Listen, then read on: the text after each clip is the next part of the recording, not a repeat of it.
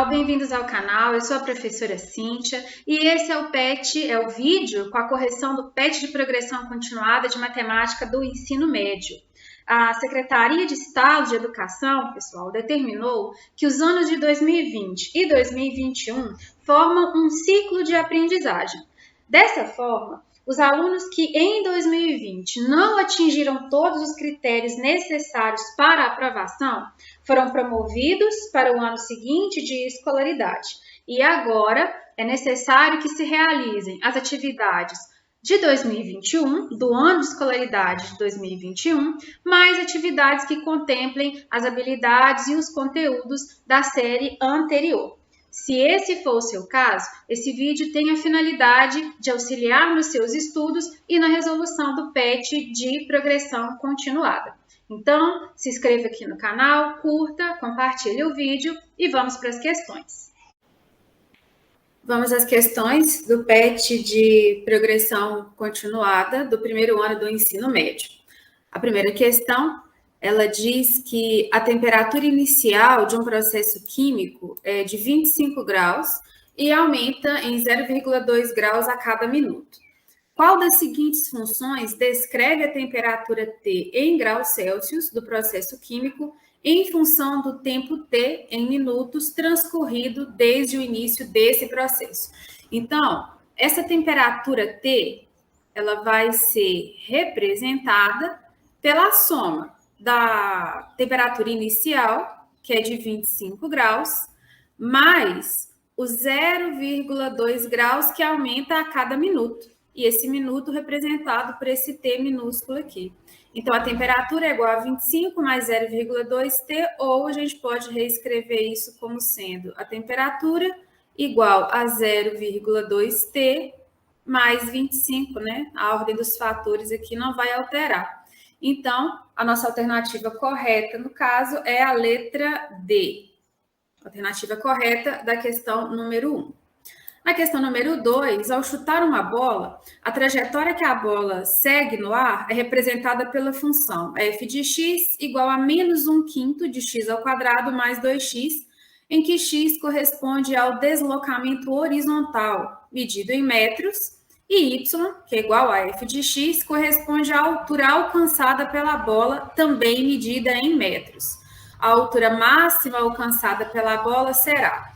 Então, nós temos aqui uma função do segundo grau, né? Aquela é incompleta, olha, teria aqui o mais c, né? Então, no caso aqui, o c vai valer 0. E nós queremos a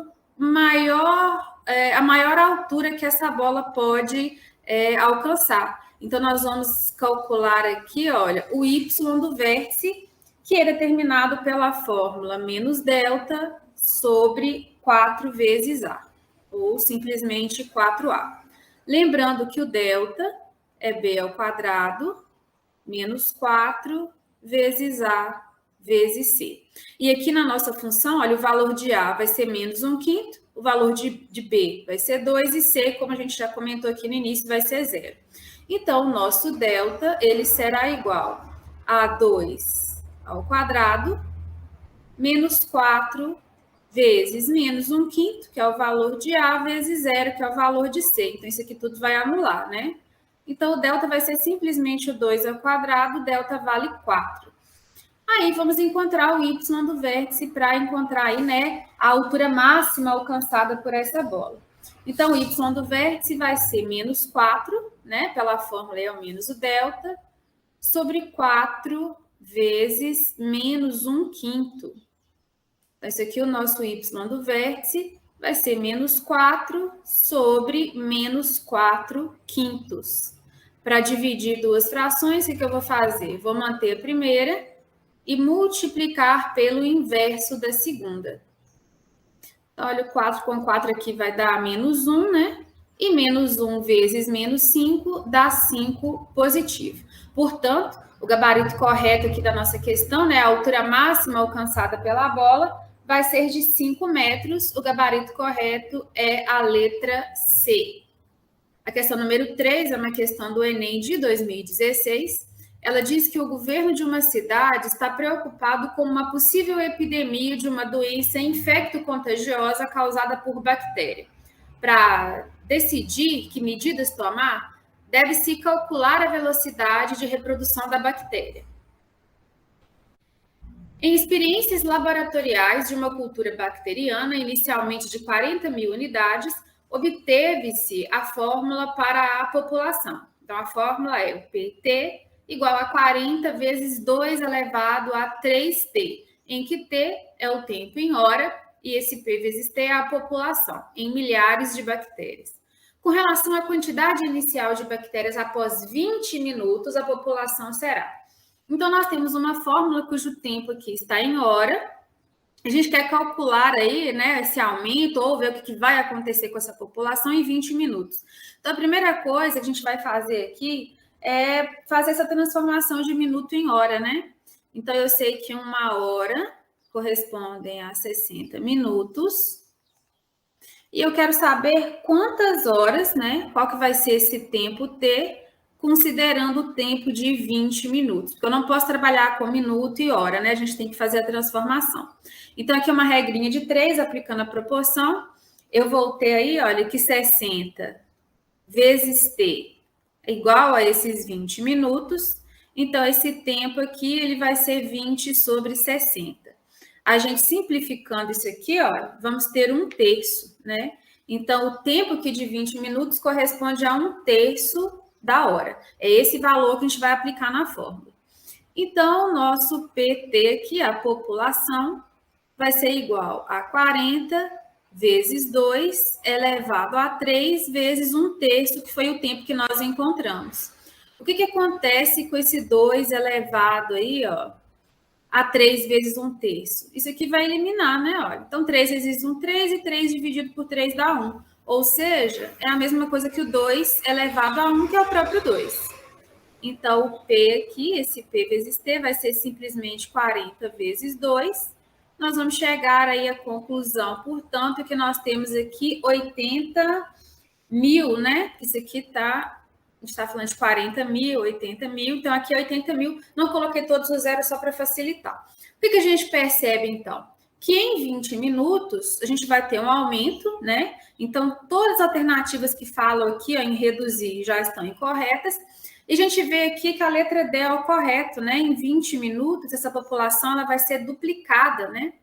Porque nós tínhamos inicialmente 40, multiplicamos por 2, então a gente duplicou a população em 20 minutos. A questão número 4 é uma questão do Enem também. Ela diz que construir figuras de diversos tipos, apenas dobrando e cortando papel, sem cola e sem tesoura, é a arte do origami, que tem um significado altamente simbólico no Japão.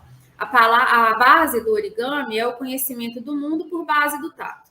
Uma jovem resolveu construir um cisne usando a técnica do origami, utilizando uma folha de papel de 18 por 12 centímetros. E assim, começou a dobrar a folha conforme a figura. Após essa primeira dobradura, a medida do segmento AE será D. Então, o AE é esse segmentozinho aqui que eu vou chamar de X. O que a gente percebe aqui, olha? Que a folha, antes de ser dobrada, ela vai ter aqui valores que eu conheço, né? E nós estamos formando aqui, como vocês podem perceber, um triângulo retângulo. O que eu sei? Esse lado aqui, olha, que vai corresponder ao lado AD, ele mede 12 centímetros, né?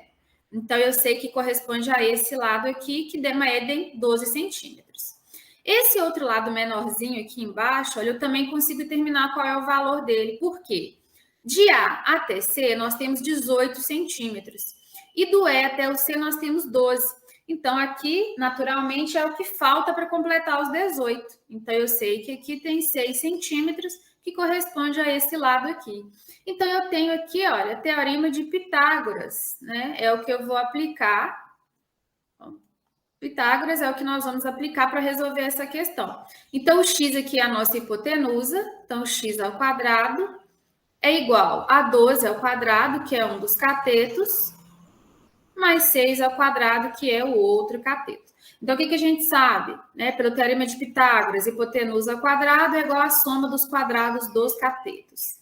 Então, aqui nós teremos 144, que é o 12 ao quadrado, mais 36, que é o valor de 6 ao quadrado.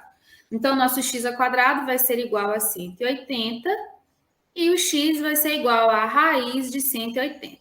Quando a gente está falando de equação de segundo grau, né, a gente vai extrair a raiz, é mais ou menos. Mas aqui no Teorema de Pitágoras, estou falando de medida, a gente sabe que não existe medida negativa, então não preciso fazer mais ou menos a raiz, né? Vai ser só a raiz positiva mesmo.